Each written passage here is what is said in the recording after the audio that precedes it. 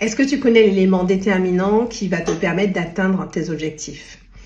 Cet élément déterminant, c'est ta conviction.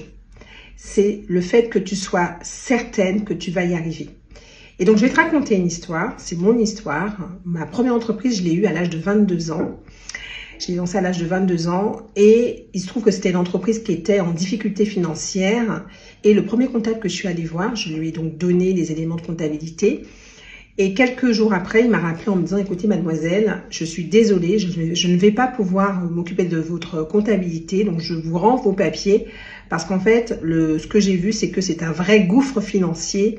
Et donc, vous devriez aller au tribunal de commerce, déposer le bilan parce que vous n'allez jamais vous en sortir. » J'ai effectivement récupéré ma comptabilité et là, je lui ai dit « Écoutez, on verra bien, mais en tout cas, moi, je sais que je vais y arriver. » Et donc, ça paraît complètement fou parce qu'au moment où je lui ai dit « je sais que je vais y arriver », je n'avais aucun plan. Je ne savais pas comment j'allais faire. En revanche, je savais pourquoi je voulais le faire. Je savais que je ne laissais pas la place à l'échec. Eh bien, c'est ce qui s'est passé. C'est-à-dire que j'ai trouvé des solutions sur le chemin. J'ai trouvé aussi des gens pour m'aider et j'ai réussi à sortir cette entreprise du gouffre financier et donc à en faire un établissement reconnu. Donc c'était un restaurant sur Paris qui s'appelait La Distillerie. Et donc à en faire un établissement reconnu où finalement je refusais même du monde tellement c'était bondé. Et tout ça pour te dire que la différence entre quelqu'un qui atteint son objectif et quelqu'un qui ne l'atteint pas, c'est sa capacité à croire que c'est possible.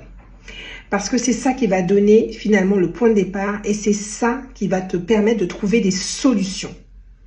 Donc, commence par te demander aujourd'hui, tu es peut-être dans une situation où tu n'as pas les résultats que tu souhaites, où tu sens que tu perds confiance. Commence par te demander, sur une échelle de 0 à 10, à quel point tu es déterminé à réussir, à quel point tu es convaincu que tu vas réussir.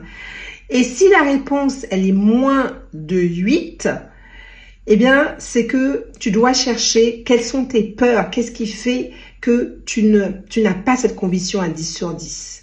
Tu dois aussi te poser la question sur ton pourquoi. Pourquoi tu fais ça? Est-ce que tu as une réelle raison de faire ça? Est-ce que tu as une réelle motivation de faire ça? Et en fait, le jour où tu seras à 10 sur 10, tu verras que tu trouveras des solutions. Tu verras que les peurs vont s'estomper et tu verras que tu vas passer les étapes pour atteindre tes objectifs. Donc, je te laisse avec ça. Dis-moi ce que tu en penses.